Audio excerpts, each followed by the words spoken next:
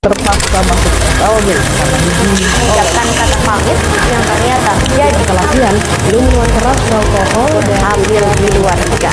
Jadi di buku pelajar.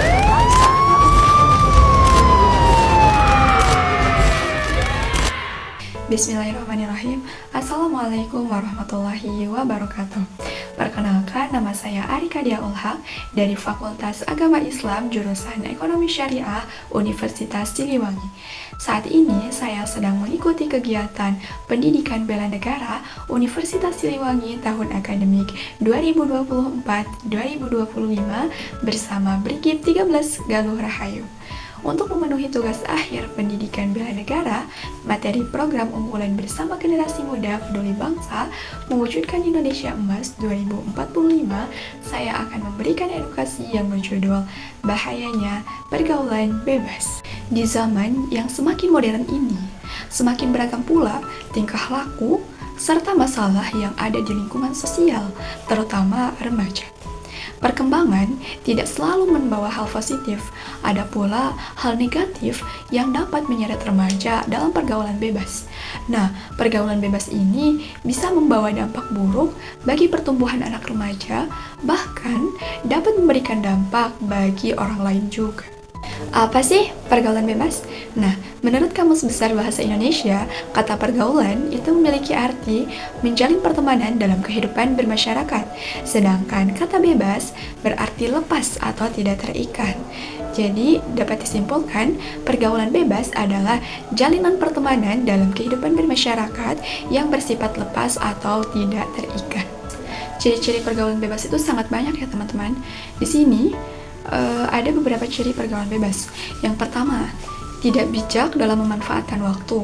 Contohnya, waktu malam hari yang harusnya dipakai untuk istirahat malah dipakai untuk bermain game hingga pagi hari, sehingga waktunya kita untuk bersekolah malah tidur. Yang kedua, yaitu menghamburkan uang untuk kesenangan semata. Yang ketiga, yaitu melakukan seks bebas. Yang keempat, mengalami tekanan emosi dan gangguan kesehatan mental. Yang kelima, tidak menghargai orang tua. Yang keenam, merokok dan minum minuman alkohol. Yang ketujuh, memakai obat-obatan terlarang seperti narkoba dan sabu. Yang kedelapan, mendapatkan uang atau hal yang diinginkan dengan cara mencuri. Kenapa sih pergaulan bebas itu berbahaya?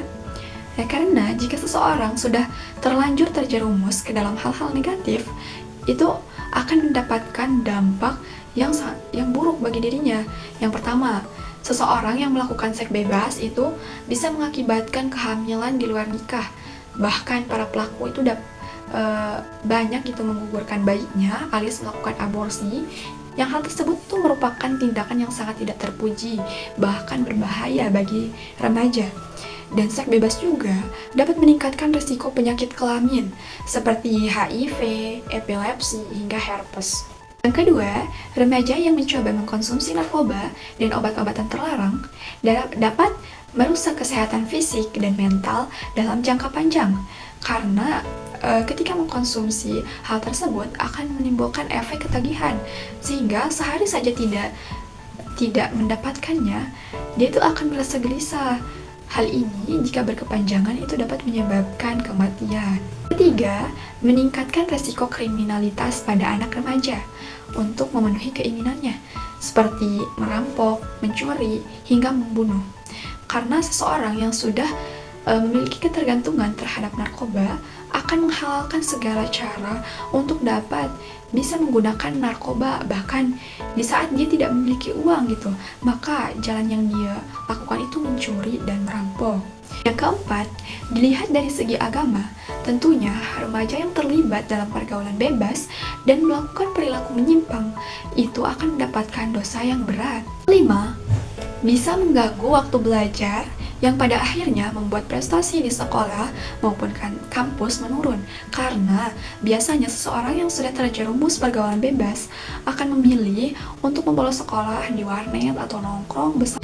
Setelah kita mengetahui pengertian, ciri-ciri, dampak dari pergaulan bebas, kita juga harus mengetahui cara untuk menghindari pergaulan bebas supaya bisa menghindarinya. Yang pertama, yaitu menegakkan aturan hukum. Aturan hukum yang ditegakkan dengan tegas mampu memberikan efek jera kepada pelaku pergaulan bebas, sehingga berfungsi sebagai benteng untuk menyelamatkan generasi muda yang lainnya. Kedua, mensosialisasikan akan bahayanya pergaulan bebas, membuat masyarakat, terutama remaja, semakin mengetahui bahaya yang ditimbulkan dari pergaulan bebas. Jadi, mereka akan lebih menghindari hal tersebut. Yang ketiga, memperbaiki cara pandang. Dengan merubah cara pandang kita, sebisa mungkin kita untuk berpikir optimis dalam menghadapi apa yang terjadi dalam hidup. Apabila terjadi kekecewaan dan kegagalan dalam diri sendiri ataupun dalam hal yang diinginkan, jangan mencari pelampiasan seperti alkohol. Kita bisa menceritakannya kepada keluarga atau teman-teman dekat kita supaya kita itu mendapatkan solusi yang lebih baik. Yang keempat, menjaga keseimbangan pola hidup. Dengan memiliki pola hidup yang baik dan tertata, kita bisa terhindar itu dari pergaulan bebas. Karena kalau kita sibuk untuk melakukan manajemen waktu, mengisi kegiatan dengan hal-hal positif dan belajar hal-hal baru, kita itu akan melupakan hal-hal yang negatif atau bahkan tidak akan terpikirkan untuk melakukan hal-hal negatif. Kelima, yaitu memperbanyak membaca buku.